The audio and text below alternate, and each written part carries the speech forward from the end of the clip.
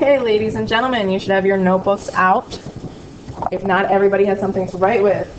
Please pause the video until everybody gets a pen and paper. Remember, there's some on the shelf, scrap paper and loose leaf that students are allowed to use. Once they have that, let's take a look at the warm-up. Describe how you can find the 75th percentile score in a set of 20 scores. Well, think about the word percentile. Right? Percentile sounds like the word percent. Think about 75%, so think about it like 75 cents. Isn't that the same as 3/4?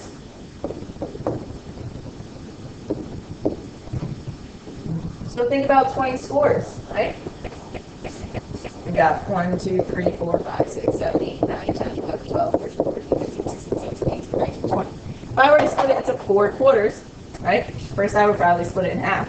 2, 3, 4, 5, 6, 7, 8, 9, 10. Here's my half. 10 and 10. So 1/4 would be after 5. 5, that's 1/4. So here's another 5. That would be 2/4. And so here's another 5, which would be 3/4. Okay, I think the easiest way to do this is multiply 20 by 3/4. 20 over 1, remember, so multiply the top, multiply the bottoms, and divide. 15 scores would be at the 75th percentile. Okay? Please pause the video, let students finish copying down whatever they need to copy down.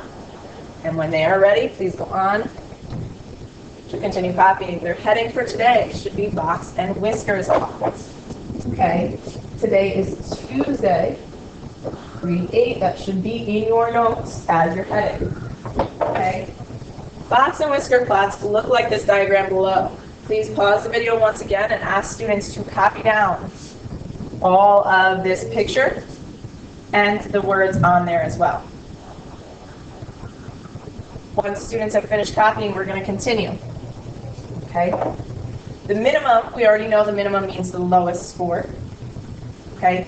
Quartile 1, we're going to abbreviate that as Q1, but it's also called the lower quartile. The median is also known as quartile 2 or Q2.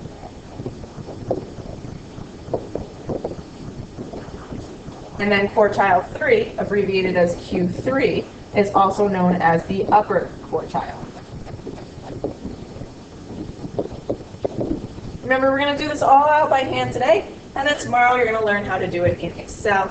Maximum, you already know, is the highest number. Okay?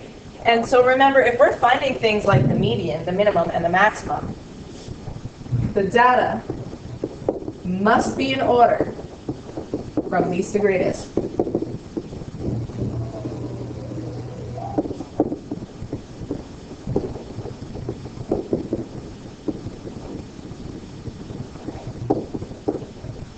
Okay, please pause the video at this point and ask students to finish copying down everything on this slide. Once they are ready, unpause the video and we'll continue on. So we're going to find the 5-number summary, and it doesn't say to draw the box and whiskers, but we're going to do that as well.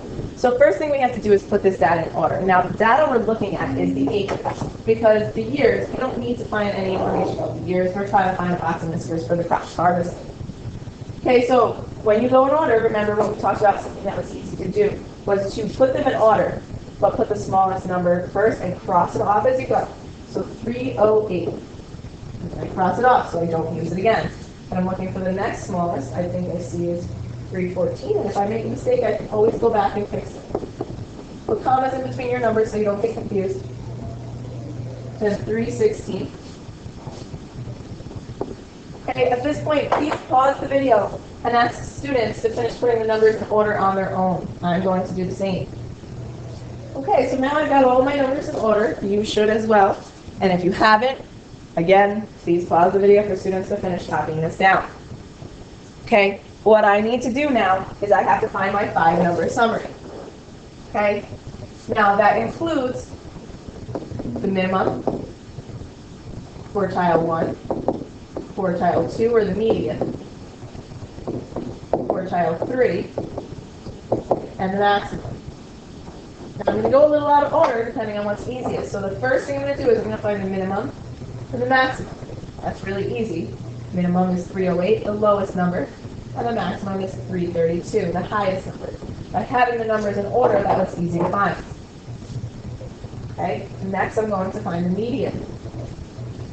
The median is the middle number, and so this is why I needed them in order. I'm going to cross out the first and the last number.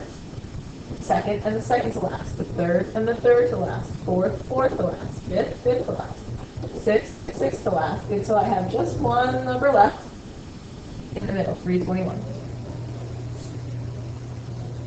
Okay. After I have the median, I'm going to repeat the process for my quartile 1 and quartile 3. Whoops. Quartile 1 is the median of the lower numbers, so I'm not going to use the number I just circled. I'm going to cross out first and the last in the lower numbers, meaning the least numbers. Second and second to last. Third and third to last. But notice how I end up right in the middle of 316 and 317. Well, that means 316 and a half is my quartile 1. And I repeat the process up top.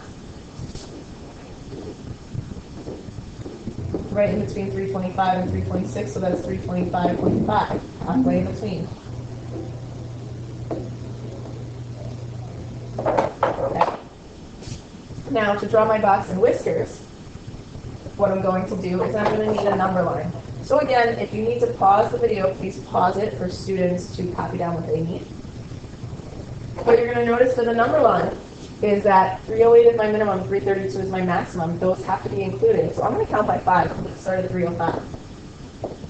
305, 310, until I get higher than my highest score, because I have to have room for it on the grid.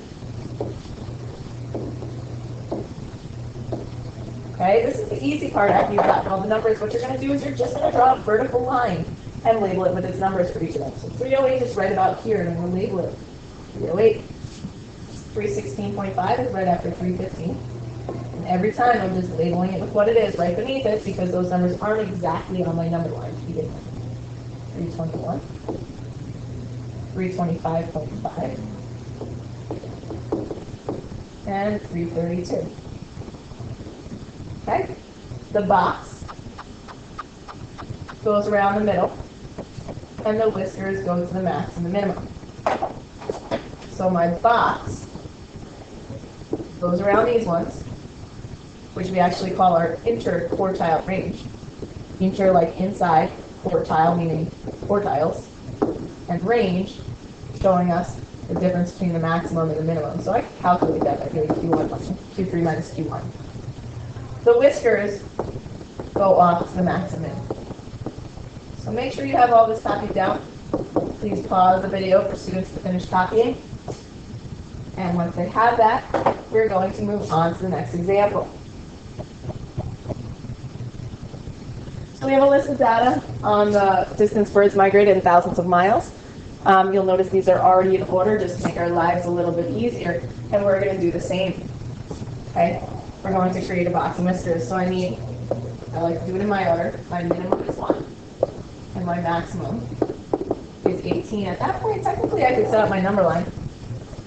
I think I'm going to count by 2s this time. 0, 2, 4, 6, 8, 10, 12, 14, 16, 18. Go up to 20, so I have room for everything. And then right away, I'm going to draw my line at 1 and my line at 18. Okay, next step is my median. Cross up the first and the last. Second, second to last. Third, third to last. Fourth, fourth to last. Notice I end up right in between 5 and 6 here, so 5.5 is my number for my median.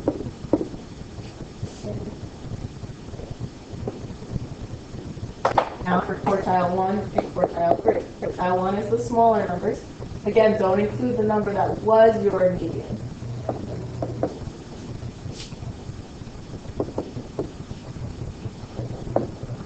Now quartile 3 is the higher numbers. get 8.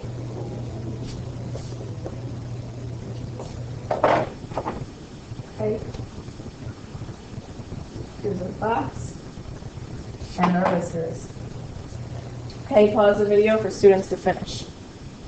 When students finish copying the note, we'll start the next one. Okay, for this example here, I'm going to ask you to please pause the video and start by putting the numbers in order. I'm going to do the same thing.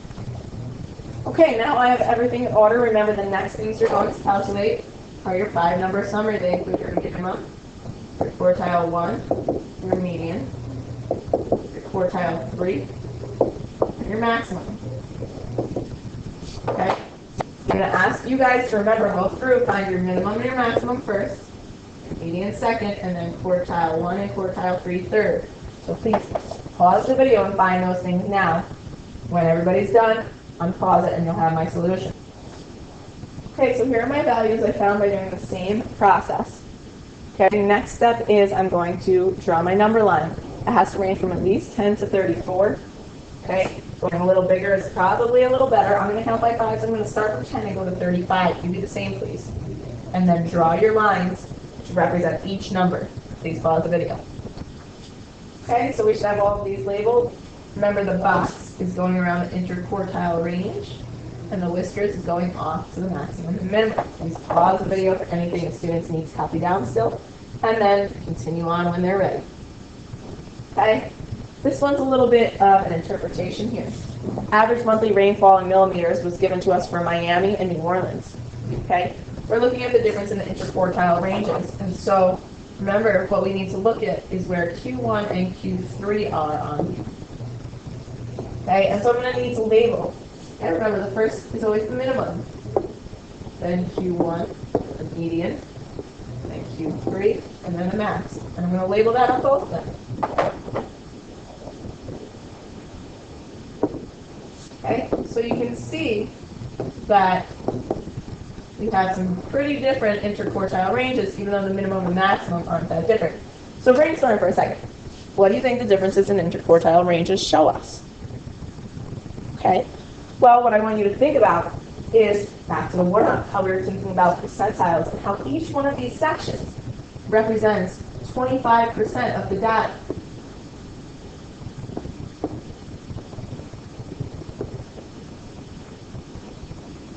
Same thing on the bottom, even though it's so close. And so if you look at this middle 50% of the data in Miami, or the middle half,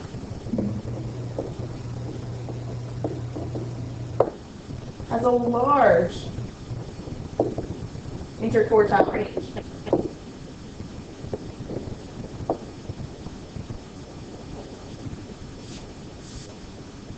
Yet in New Orleans, the middle 50% of the data has very small interquartile range, which I'm going to abbreviate as IQR, interquartile range. Okay, and we want to talk about those differences.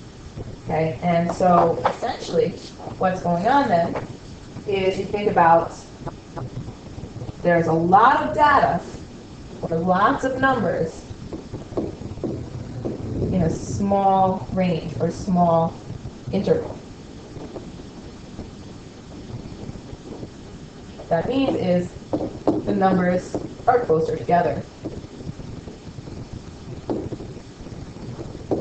Whereas over here, what that's going to mean is the numbers are further apart for Miami. Okay? Pause if students need to finish copying that down. And then when students have that done, the next step is to please hand out the pink histograms worksheet. They are to complete that for homework. If you're hearing me say this right now, I will be collecting this, or I will be checking this in class tomorrow. Okay? So you are going to take this pink worksheet and show it to me tomorrow. You can either hand in last night's homework to the sub right now and let the sub take that and give that to me, or you can show me 2 homework assignments in class tomorrow on Wednesday. Okay? If you have any questions, please feel free to email me, scasano Albany.K12.ny.us. I'll see you guys tomorrow in class.